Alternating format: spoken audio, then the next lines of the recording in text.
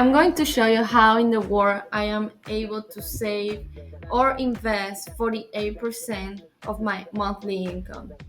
It might sound stupid, it might sound ridiculous, but it's actually knowing your numbers. As simple as that, as dumb or silly you want to call it, it's actually creating a budget, sitting down, being honest with yourself, and break down every single account to see how your money, where your money is coming from, and how your money is being spent. So that's what I did. I sat down and I put my priorities into place, because normally when you create a budget, you create 50% of your needs, the other 30 goes to your wants, and the rest 20% goes to your savings or investments. And I'm 1000% agreeing with that. The only thing that I told myself, I was like, I want to put more and add more into my savings and into my investments. So I sat down, I was like, how in the world am I gonna do this? Well, let's figure that out. And that's what I wanna show you in this video, how I broke it out. And again, I love simplicity. It's nothing like huge method, getting something from the Google, like this budget 101. Not really. I just got my Excel account and put my numbers into place. But one thing, one big thing is to be honest with myself and not actually lying with those numbers. Where are you getting those numbers and where is your money going? Because if I put some makeup on those numbers, well, actually, I'm not gonna hit my financial goals whenever I want, because it's not honest. So gotta be honest with yourself and set it up however it is the most convenient for yourself, obviously. So let's check that out. But as you can see, it's something that I want to share with you guys, and the reason why I'm doing this video is because I want to show you how I am able to save slash invest 48% of my income. So obviously you're gonna start from your income, your whatever you're getting your money from. I have my full-time job um, as a consultant, and my monthly salary is 5,200. So then I break it down by my needs, my wants, and my savings. So I literally be extremely honest with myself and put all the numbers that are for sure there. All right. So my needs are 43%. Sorry, 44% if we just add it up. And we have the rent, the water, utilities, electricity, laundry, internet. All of these things are over here. And as you can see, I put it as a fixed expense, because obviously those numbers are not going to change. But electricity is the only one that has been changing every month. For some reason, I'm always getting more or less, but for this month, it is 162. And this is my life insurance.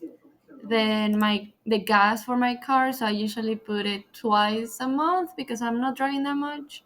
So 50 per time I go, so 100. Again, is variable. It might change if I'm driving more or less, but I don't normally drive that much. In food, I'm putting $500. In groceries, it's pretty much groceries. And in here, I'm also adding if I'm eating out. And again, it's variable. I try myself to leave it at $500, and it's been consistent this past month. Then I have a debt of 227. So it's fixed, obviously, because that's the minimum that I could pay per month. It is a 36-month debt, and maybe I'll talk about it in a different video. It's something that I wanted to do for myself. It's not student loans, it's nothing like that. It's not an investment debt, it's actually a bad debt, but it's something for my health. So I'm actually happy about it. And again, because I'm creating my budget, I was able to afford it. Plus, I knew, I was like, I am not going to compromise this area. There's no way I am going to compromise this area. So I was like, okay, I have enough room. Let's do it. I have 20 bucks of exercise because I'm doing cycling classes, and I got a deal. So this month is gonna cost me 20 bucks, but the next month is gonna be $100. So that's why it's variable. And lastly, I got my brother's car because I'm helping him paying the car, but this is gonna change next month. I'm not gonna have it anymore. So that's why I have enough room from the exercise. Then my wants, I'm very chill with the sense of I know exactly how my money flows, and I am not like a huge shopper.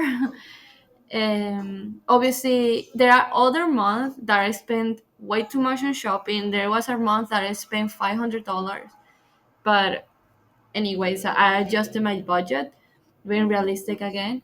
But for this month, I have nothing that I'm looking forward to shop.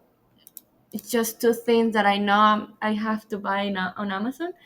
So $100 shopping, and then eating out $300 just because this eating out can be a lot of things. It's like going out because I know I like going out. I don't normally go out every weekend, not at all. But for this month, I don't think I'm gonna go that much out, to be honest. But again, I think if I wanna eat with some friends, drinking stuff like that, $300, I think that's more than enough for this month.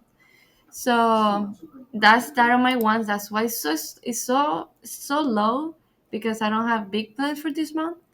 But then again, this savings is 48%. There's no way I'm compromising this. I'm very strict on this. It is $500 on my high savings account, $500 on my Roth account, and then $1,500 for my brokerage account. And these are fixed. I'm not changing them. I'm not moving them. I'm not doing anything. They are fixed. So for this part,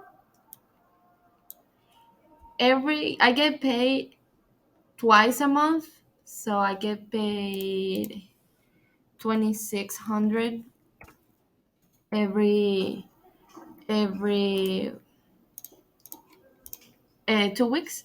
So as you can see, every 2 weeks I am putting this money in. So, for example, every 15, I'm getting paid the 2,600, and I already set up these three accounts. I already set them up. I'm not even moving them whatsoever. They are getting from my bank account the 16 and this amount. The 16 automatically. So pretty much the 15, well, let's call it the 16 or the 17, once they make their transactions, I don't see this money. I don't see it. It's legit going directly to these three accounts. And you might be thinking, oh my God, I'm not going to have anything on my bank account. True. Might have like $100, but I have my credit card and I try to put all the expenses on my credit card. And that's how I'm tracking all my crazy expenses and don't want to go above budget. But obviously, and then the other month, so the second time I get paid, which is the 31st, 31st or the 30th, last day of the month. What I normally do is use this money to pay for the next month rent, water, electricity, laundry, internet, my insurance, the debt, my brother's car. All of these things are coming from my second paycheck. So my first paycheck, it is for my savings. So I'm gonna highlight this on green. And my second paycheck is for my needs and paying the credit card. So that's how I normally set up my budget. And again, every month I'm changing them.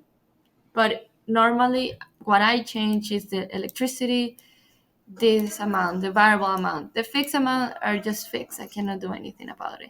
This one is gonna go away, but um, the rest are variable. One another thing I want to note is that for my savings account, there is gonna be a point that I'm gonna reduce this amount of investing it, of saving, because I want to get 6 months of expenses, like an emergency fund, and I'm very close to hit that number. So this number might go down, but this number might go up. So it depends. That's gonna be in a different video.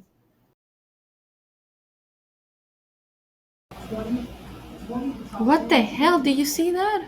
What is going on? Why is it going that way? Okay. So now what? In my video recording? I guess so.